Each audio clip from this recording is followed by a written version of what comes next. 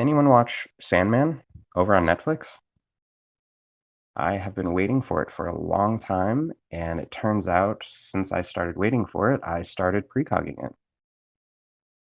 I watched it all this last weekend, and there were elements that from the days leading up to it, I could tell were about that series. Um, and vice versa. Now that it's all done and I'm done watching it, now my dreams are like changed now that I consciously absorbed it. But the parts that were subconsciously precogged were just so fascinating because in my dreams they made me feel almost like very powerful, very cool. And then it turns out it was just another thing I'd end up seeing on TV. Um, a little frustrating because it's so great to be powerful in dreams, but once you realize that you were seeing something else, it's like, oh, okay, so I absorbed that. Yeah, I was interested in the Sandman. Totally forgot that they'd made that series, but I used to read the comic book back in the 90s when it was first coming out. Um, so they did a good job, huh? Oh yeah, it's amazing. Like I didn't read the original comics, but I borrowed from the library a year or so ago. It's a graphic novel that kind of has like it's like some sort of prequel and then like overlying explanation of like what's going on, but with different behind the scene like graphics and everything.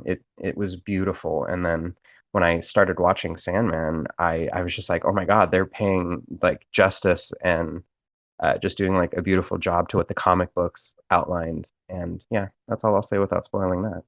That is good to know because there's so many times they've done, they took American Gods and it was okay for the first little bit, and then it just sort of, they ran away with it, and it wasn't true to what Neil Gaiman wrote. And I'm a big Neil Gaiman fan, by the way. Um, Yeah, no, I thank you for the reminder. I'm looking forward to watching it and seeing if any of the weird shit I've been dreaming turns out to be precognitive. Right? That's what happened with me. Yeah, yeah, that's funny. All right, well, I know what I'm doing after I get off this chat with you. Excellent. Yeah, you'll have to let us know. Yeah, sure. I know, because so much of what I precog turns out to be movie spoilers. Like, Yep. oh, there's that thing. Yeah, I ran those two polls. I can't remember what I did, but I was interested in finding out whether people precog stuff that seems to be normal, or whether it's, you also precog stuff that obviously can't happen in real life. And I thought it was interesting that there's like a skew towards like mostly normal, and then there's also some, like, like, oh, that was something that could only happen in a show, and oh, I watched the show and there it was. But it seems that not a lot of people precog stuff that only just, isn't is just surreal. It can only happen in shows. Yep. And like that's the thing that sucks is I felt so creative and I was like, wow, my brain is so awesome to be like pulling this off and then it turns out I was kind of just copying from something in the future. Well, I don't know, man. I've been doing some more reading about the whole block universe thing, and it's like, well, what's the future? It's already happened. I don't know. Yep. So maybe you did come up with it. It's just, I don't know, like, how individual or special do you want to be? Right? It You're really depends on how you believe in that. yeah, you're just one node that happened to be dialed into this particular concept, and it doesn't matter where in time you were. You just happen to be on that frequency, right? Yep. I mean, that's what it feels like when you experience it. Yeah, yeah, it's like something you already knew. Yeah. And you wake up and it's like, doop doo doo, yeah, that happened. Oh wait, that Wait a has not second. happened. Yeah. Somebody posted somewhere and said that deja vu described it as a terrible feeling, and then that struck me because I've gotten a lot of deja vu, which has turned out to be precog, but it's never struck me as terrible. It's only struck me as deeply odd, but it's never been something that has really frightened me. Can you speak to that? Well, I think like a lot of noobs, I mean, just to call them what they are, like when you're new Sure. to all this, I mean, we all were noobs to this at some point. Yeah, Um, yeah.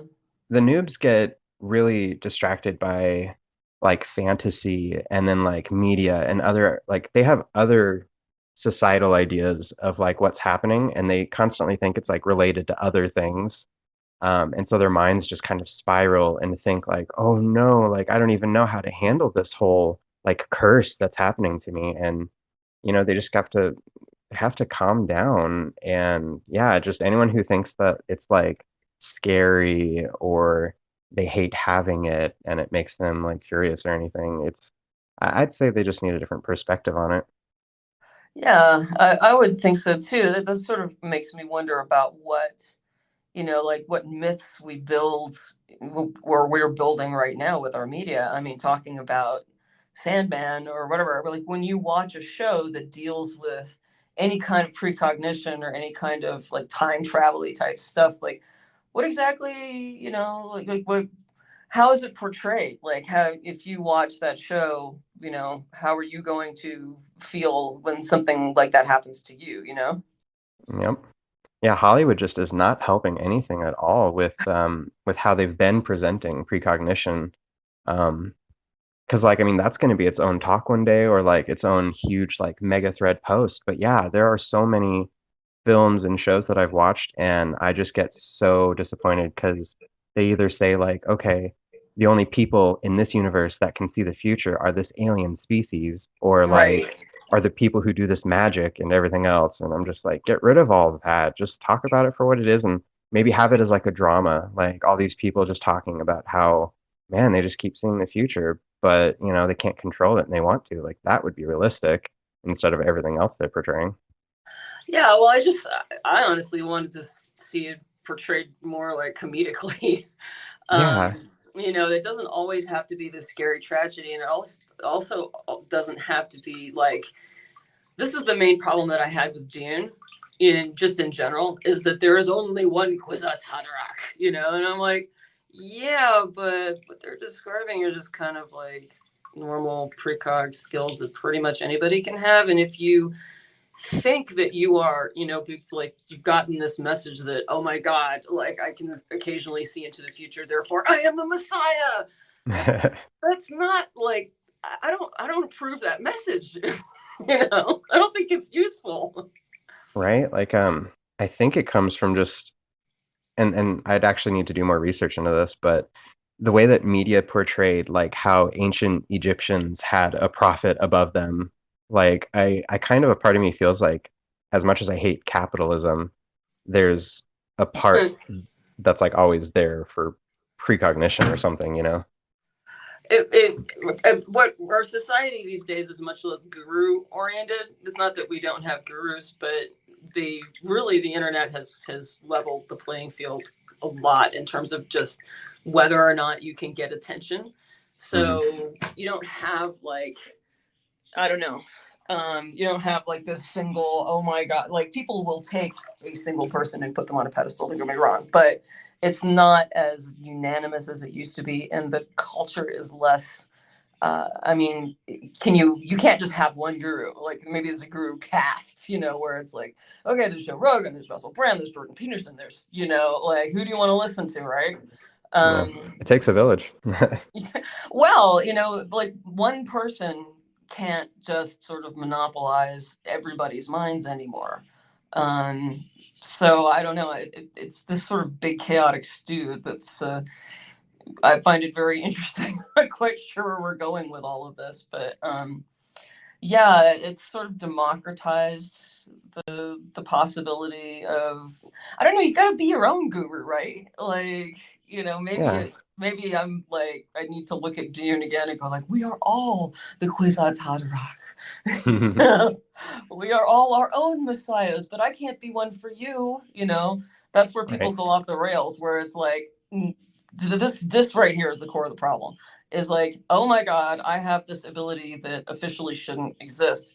Now I have responsibility. Oh fuck. And I think that's what gets it. We were talking about newbies. Like, I think that's what gets a lot of people terrified is, and our friend who's been having these dreams about their friend or their cousin drowning. And it's like, when you have something that lands on you like that, what do you do? Like, how do you know whether it's real or not? How do you know, and what do you do? Like, it feels like you have all this responsibility. Yeah. And like people don't want to go down the self-help route because it's more work. And so it's kind of like how we technically weren't supposed to invent like smartphones until we fixed other things with society. It's like I'm realizing I'm like putting like a magnifying glass on precognition and wanting to like, show everyone it's just completely normal. But at the same time, in this point in society, introducing that concept, there's going to be people who are like, no, no, no, I need to follow like one person who tells me how to be with this and how to do and how to cope. And Right. yeah, so you got to Well, I do don't the know. work, I guess everybody's just got to kind of find their way with that. Like you got to start somewhere. But should we have smartphones? Did we like skip ahead of the line or something like that? I don't right? know. I kind of like mine. It's a double-edged sword, I feel. Yeah, I think so. I don't know. I feel like on balance that it's more a good thing than a bad thing. I'm Gen X. I'm pushing 50, and I grew up in the 80s and 90s before we had all this interconnectivity. And I remember how siloed everything was. Mm. And, I mean, basically, like if you realize that you were having precognitive events back in the 90s, there was no reasonable, like, cohort of people that you could contact that would be able to kind of, give you some grounding and some guidance or whatever. You either, I mean, basically, like you're like, oh my God, I'm psychotic. Like there, you know what I mean? There was, you couldn't easily get in touch with other people who were going through the same thing and get to like a reality check and be able to, figure out what your consensus reality needs to be. So this is good that we can do this. We can just talk about it and have it be normal. Because I also remember like if you were not in like the mainstream back like it's saying like 1992, your options were like photocopied zines. like Yeah, like literally there was nothing, or like there was I guess Art Bell, had his Coast to Coast or whatever, but like there were very, very few, um, that, and like also sort of, it's sort of like, well, what's real? You know what I mean? I yeah. think we have a better chance to, um, create some sort of functional consensus reality that includes precognition now because we have all this interconnectivity. So Right? Like I remember in the early thousands or like even late thousands, um, even the early aughts. So yeah, up until about like 2003 or so, before smartphones like really took off, um, you'd go to the library and you'd find the psychic section, and that would be pretty much it for like the resources on that. There wasn't like anything else at the time, no, especially for just like a local town's library.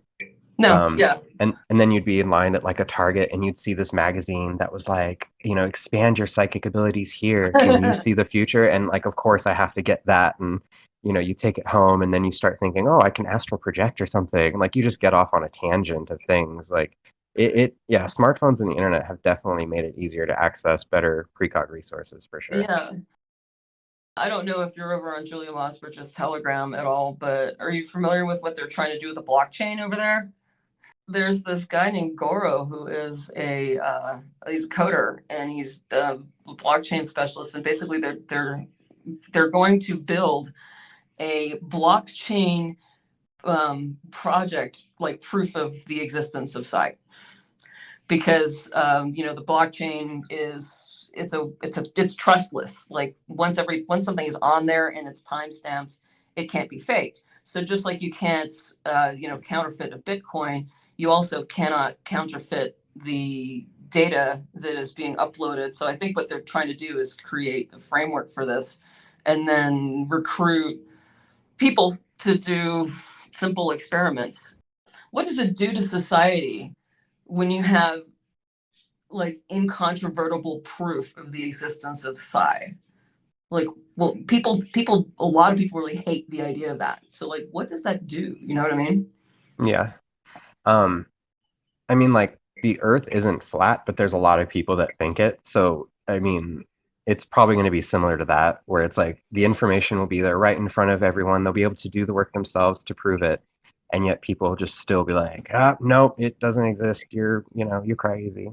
All right. I think that it will probably crack the seal for more people who are scientific materialists to, like if all it could do would be take away the poison pill for Hmm. research, then that would be great. If all it Hmm. did was make it like, I've watched psychedelics in the last 13 years or so. Um, like go from oh god that'll fucking hippies with their magic mushrooms or whatever to like we have FDA approved studies and we're working with veterans with post-traumatic stress disorder and people with crippling OCD and this is becoming above board and that's like been just like in the past 5 years really and 13 years ago when I first became aware of that I was there's just like oh my god I might see that like 25 years from now and I Hmm. wonder whether we might not be on a similar trajectory with psi where we're kind of bleeding edge still right now because I mean I'm not exactly closeted but this is not something that I bring up with like certain groups of friends because I just don't want to argue you know Yeah. like I just drink a glass of wine and we'll talk about something trivial. But in 5 years' time, if there's just a little bit more momentum, I think we may be seeing this kind like a sea change, where if you are, you're writing your doctoral thesis in psychology or something, that it's not a poison pill to do anything to do with psi. Like, I wonder if it would take like getting, the FDA or like just people up there, like to mention precognition and that there's, it could be a side effect of something, like I wonder if we'd have to come out with a pill that can truly like trigger precognition in order to get people to be like, yeah, that's something that everyone can do. Well, the problem is that like psi is flaky. It Hmm. doesn't follow. It doesn't like reductionism, and it doesn't like to follow protocols. And they're I don't. Nobody really knows what the hell's going on, but it seems to be quantum entanglement related, and therefore there's always going to be an observer effect Yep. and traditional scientific method does not like to think that the person who's running the experiment, their belief can affect the outcome of the experiment. Traditional science hates that shit. Yep. And But we that seems to be what's going on. Yeah, So and we know for a fact here, like in the beginning days of the subreddit, there was me, Rad Owl, Ian Wilson. We were all trying to like talk about, oh, even Dante. What's happened to Dante? I don't know if you know Dante on here, but anyway, in the beginning of the subreddit, we were experimenting around and we kept trying to be on the same page and to like bring us all at the same level. And then one by one, we kept each saying, okay, this has messed with my personal precognition because now it knows I know and it's yeah, escaping me and evading me. And then yeah. it like reset everything for everyone at the same time. So it seems like every time you truly think you understand it. So you have to like kind of make yourself be like, okay, I will never fully understand it. There's always going to be like Right. a part of it that's unknown. And then maybe that's like the trick. Well, yeah, I think it's just always going to be kind of. I mean, I can't find the citation right now, but one of the things that I remember about when the Army discontinued their remote viewing program, the Stargate program, was that it wasn't that they weren't getting useful information; it was that it wasn't consistent and they didn't know how to use it. Yeah. Because if it's not, it was, I don't know. So there's a consistency problem. And there's also like, because, and I think this is why the crowdsourcing thing is, people are so interested in it and doing like massive numbers of people and putting it on the blockchain, because an individual like me, I could have something going on in my life that will completely distract me and stop me from being able to be accurate in what I'm doing. But if you had like 400 people that were all sort of, vaguely tasked in the same direction, then maybe you would get better accuracy. I don't know. So I think that's part of what they're trying to do. And then the other thing about like training yourself with psi is that if you get bored and it doesn't seem like it matters, like for me, it's just, that's it. It's out the window. I can't do it anymore, Yeah. This is the Zener cards or Zener cards or whatever, the ones with the star and the circle and the wavy lines and all that. Like when I started getting into this, I was like, oh, I need a set of Zener cards, I got a set of Zener cards. And oh my God, they're just cripplingly boring. They're so boring. Oh my God. And I had this experience with my husband. We were at the hospital. He had cancer actually last year, and he's better now, but it was a bad time. Oh, that's good. And we were waiting. This is during COVID. So I managed to like talk my way into the waiting room because like nobody's supposed to be in the hospital. And I was waiting with him to go in. He was going to go in, and then basically I had to leave. And we had like 45 minutes to kill. So I took these cards out, and he was testing me. And after a while, he started laughing. And I said, well, what's going on? He said, you're not getting the card that I'm holding up. You're getting the card that I'm about to hold up. See, I've done that before, but with playing cards. Yeah. Center cards are just like less complicated than playing cards, but like, and I talked about this with some other people, and they were like, yeah, because you get so bored with like, what's going on that you are skipping ahead. Yeah, you're not interested in the present choice that's in front of you. You're already going to the next one. Exactly. So after that, I was kind of like, yeah, I don't know if I really want to spend my time. Like if I've got like half an hour of my life, I don't want to spend it like guessing the shapes on cards. It's just kind of, irrelevant to the rest of my life.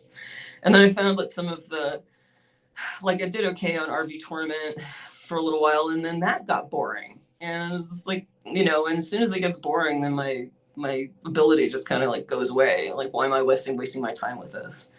And there's another one that, who did it? Was it Russell Targ? There's an ESP trainer app that I used for a little while. Mm-hmm. And again, like, I just could not interest myself in it. I guess I just have I look at my day and I'm like, well, I've got this amount of time awake, and if it's something that doesn't really interest me, I just don't want to do it. Yeah.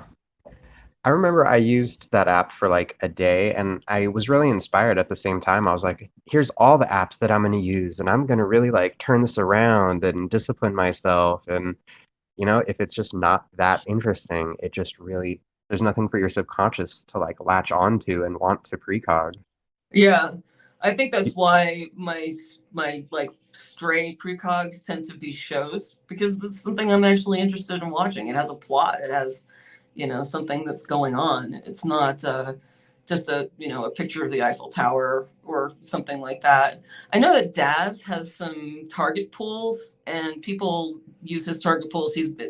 I think to keep interest and to get people more dialed in. Like he will use images in his target pools that are, like gory, that are traumatic. And so I have avoided his target pools because I don't want that shit in my brain. But I think that might be why he does it, is because it's more compelling. It's like was it Dean Radin that did the study where they would they strapped the people into some sort of like an ECG machine or something like that. They're tracking their brain waves, and they would show them random pictures and salted into, just pictures of puppies and pictures of trees or whatever were like graphic sex. And they would see people's blood pressure, rise like 2 seconds before they were flashed with a random picture that had anything, erotic to do with it. So they were precogging the the erotic content was making their blood pressure rise before they were even exposed to it. So there's that, like how do you keep people's interest in these tests, right? And it wasn't just blood pressure, it was skin conductance, heart Yeah, that rate, was what it was. It was skin conductor. Thank you. yep, and eye movement and brainwave activity. Thank you, Zach. I knew you'd have that in your brain. Because I already had the studies open because I forget what we were mentioning earlier, but I had to pull it up. Oh, it was Targ. It was Russell Targ. Russell Targ, Um, yeah. but I just do a control F whenever we talk about this stuff on the studies page, Right. and yeah, it's they did it for either tranquil scenery or jarring and arousing content. Ah, okay, that was what it Yeah, was. and they noticed an orienting pre-response Uh-huh. peaking a second before arousal. There we go.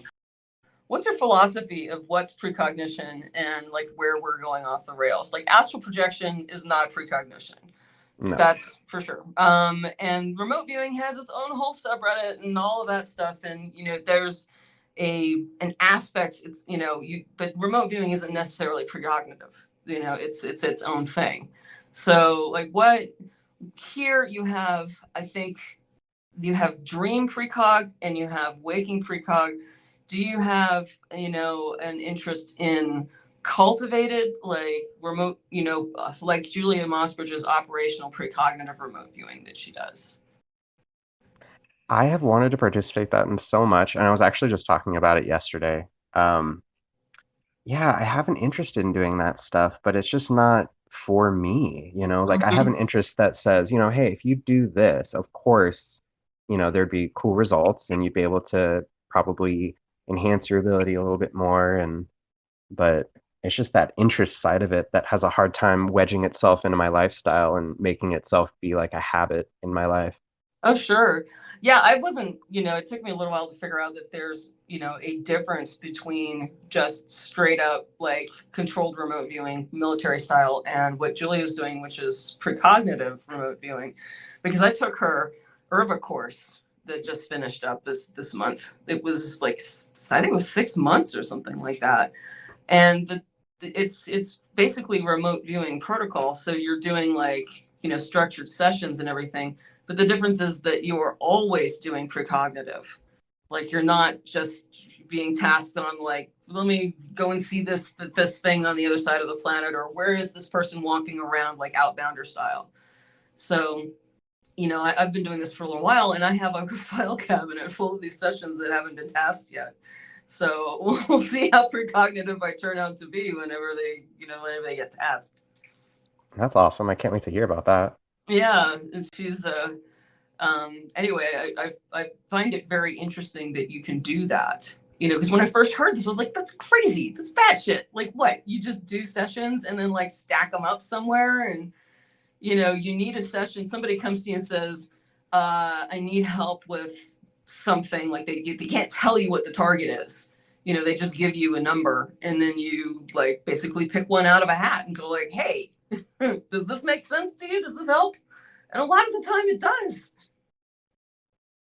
See, going back to like remote viewing, like I guess as far as like what I believe and like what I do, I guess I don't do the remote viewing because I mean everything about like my subconscious goes towards precognition. I just can't, I guess, wrap myself around the idea of I think like remote viewing being anything other than precognition. Like yeah, I have a hard time wrapping myself around that. Yeah, there's an argument about that. Now, it's interesting because I live in Utah, and Paul H. Smith, who is one of the ex-military guys, he runs classes in Utah, just down the road in Cedar City. And I kind of want to take him, but what I've heard from Julia is that he does not do anything precognitive. Like he just strictly does like the military style outbounder or whatever. So basically, you're going to like military boot camp with him. But I was it Eric who was discussing this? It was some podcast about whether even if you're doing outbounder stuff, whether you're not using a precog, you can't define it as precognitive because you're reading where they're going to be like 2 seconds from now or something. Yeah, I think that was Eric Wargo. I think I know the podcast you're talking about. Yeah, yeah. Yeah, remote viewing is very interesting stuff. I should actually do a little bit more research on that because I obviously like I quarter like I quarantine myself off. It has to be like Yeah, just precognition and anything else. Like that's why the welcome post says that. Like, if it's aliens or like telepathy or astral projection or anything, there's just no time for that here. But right. I Because they have guess their that's own kind subreddit. of yeah, exactly. And so like, but I think that there's something from other subreddits that I like, for example, like there's Deja subreddits that I've Yeah, been meaning to revamp so that they're partially like, mentioning epilepsy and Deja rave and stuff because those are connected sometimes. yeah, But it's like I wouldn't do like epilepsy resources on the subreddit because I would just say like, hey, go to the epilepsy right. subreddit Just where link to the there's epilepsy subreddit. Yeah, exactly. I would do the same thing with remote viewing, and I actually have before. yeah. Well, it's a good resource for people who want to have some kind of structure. And especially, it helped me jump over the scientific materialism um, hurdle where I was just like, Yep. like I don't want to. Yes, I'm having these experiences, but that doesn't mean that I want to like run off into the hinterlands and become a like hermit with dreadlocks and eat wild locusts and honey or something like that. So Yeah. it's Um, useful that and I've been doing this for a while. I actually had kind of had to be talked into it, and it's like I look at it like as if it's like lifting weights for your body. RV is kind of like that kind of experience, only for your psi abilities. It gives you a structured program. Like I can go and pick up my dumbbells and do this number of reps, and have this effect on my muscles. And I can sort of do the same thing with remote viewing. yeah. And it's like if you go a week without it, you still have to redevelop it like all over again, kind of. Well, I miss it. I actually do. Like if I don't, now that I'm in the habit of doing this, the remote viewing, if I skip a week of it, I feel bad. Like I start feeling kind of cluttery and drugged down and like unfocused, and things don't seem to be going how I want them to. And then, like I'll do a few days of like I only do one session a day because they're, it's like work. It's almost exactly like lifting weights. Like you can't do more than and you have to kind of rotate it. You know what I mean? Yeah. Um, yeah, if you do more than one session a day, it's really, really tiring. And I think that your effectiveness goes down. So, I wanted to ask you, so I already mentioned how I'm going to be changing the predictions. I'm also putting Precog 101 over on like all the social media, like TikTok and everything. mm-hmm. Um, it's going really well because I have a lot of things finalized now in a cool little template. But I'm finding like the information, I don't have like the utmost confidence in it. Like I think like we've been talking so much like each week, and I feel like just me putting together the welcome post slash precog 101, I have no way of knowing if like that's the perfect form of that information that I should be pushing out. Uh-huh. So I really am interested in like you and like anyone else's like feedback on like I was almost wondering if like each week I dedicate to like a different section Oh, of sure, Precog yeah. 101 and then like get people to give their feedback on what needs to be improved or That changed is so or funny because this whole time I've been listening and I've been like, I read a comment that I fully sensed, which was, was I precogging right now? And hearing that last conversation that you guys were talking about, I was like, oh, like love to contribute somehow. So now that you've changed the topic and talk about this, I am actually a communications consultant. That's Well, my there you gig. go. So it's very interesting that you brought up this question because I do a lot of social media management for a lot of really big brands. So absolutely, I think that you should have campaigns that overlap and are basically stories about specific things and that speak to different things that people would like to know. So for example, some content could be self-promotional, some could be did you know, some could be kind of teaching or showing people how to do something and break them up into those sentiments. And then you can talk about specific things like, remote viewing, but about it maybe in a way that did you know that this many people can do it? Or teach people techniques on how to do it, maybe in a viewer type of format or setting, like a visual. Or you can even do like an ASMR kind of practice with them as well, talking about that same topic, but do campaigns that kind of pique these various interests for these various audiences. Oh my God, I cannot thank you enough. I'm like letting all that advice like wash over me right now. I thank you. How much do I owe you? That is so free. I feel like I knew that would happen. Wow. Um, Thank you. Yeah, I have been working for the last week or so on these different formats for TikToks and how to carry them over into like Instagram and YouTube and stuff.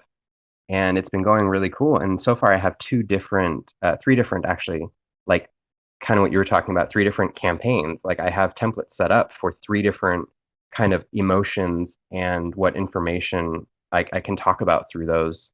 Um, Everything you said goes very hand in hand with what I'm doing. Thank you. Yeah. It's perfect. And really know your audience. One thing that we say in communications is he who speaks to everyone speaks to no one. And instead of just kind of shooting in the dark, like think about, people who are interested, in things like precognition and that sort of stuff. Where are they typically going for information? So you'll find them, of course, here in Reddit posts, and I think this is a great place.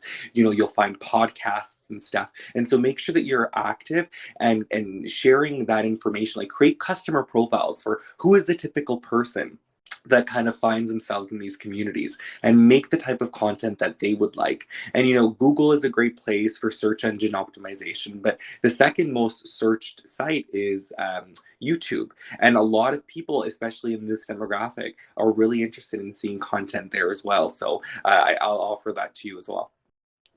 Thank you. Yeah. I've been seeing like what people are getting when they come to Reddit or TikTok or YouTube. Like I'm starting to understand the different audiences, but it's like it's so strange that they're all talking about astrology and crystals and all this other stuff, and then here we're trying to bring it up in like a scientific way. So I get really like nervous thinking about um, how I might probably upset certain people along the way with like how I present it Not almost. at all, because that is your tone. So you've said it right there. You're someone, you found your niche. You found someone who likes the, commercial light way that it gets shown on social media. That's like maybe just oversimplified. And that's just because obviously the message on social media is shorter. And you can bring in experts who are able to kind of just contextualize that and put it in a day-to-day language. So your role there is the connector, the facilitator of the information. You're not expected to know all of the things, but for the stuff that you do know and that you're interested in, you might bring experts or like leaders in the thinking to the forefront and say, well, this is what this person says. Here's my opinion. What do you think? And I think ultimately you're inviting people to also interact with this material that you're interested in. That's perfect. Excellent. Yeah, I'm like so I'm speechless right now. That advice came out of left field and it's the most perfect thing ever. So That's I'm just amazing. Thank you right? Like so much, Kaleidoscope, dude. right? Starting next week, things should be pretty interesting. Yeah. And honestly, put it on a calendar. That's another thing. You have to like talk about admin a little bit. Use Excel, make a calendar, talk about, what the next rolling 6 months are going to look like. That way you're thinking not only about now, but later. And when you know the type of content that you're planning for, the types of things to look out for in your everyday life. If you're cutting some groceries and then you're just talking about intuition while you're making a soup and it's just going to be some words over a video that's very simple to make. And you'll think, oh, you know what? This is a good background. This is a good recording opportunity. Let's just do that. And just as soon as you have those ideas written down on a piece of paper, and you got to deliver them, because that's another thing. Your audience is always they should always expect from you. So if it's every Thursday at 6 o'clock, like plan to have something available and then just choose what that content is going to be. So you're not scrambling at the last minute. Otherwise, it's just never going to get done and it's not sustainable. And then you're able to say how many people am I able to convert, from putting stuff out and then saying, how many impressions am I going to get? How many likes am I going to get? Reshares, refollows, that type of stuff, right? So you're talking about like putting me in front of the camera, or is there like an opportunity for like voiceover here? Because I have a lot of social anxiety.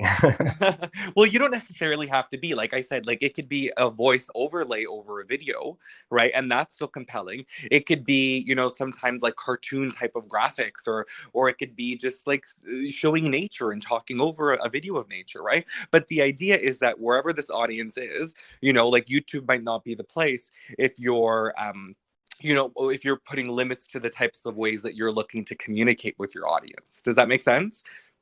Yeah, absolutely.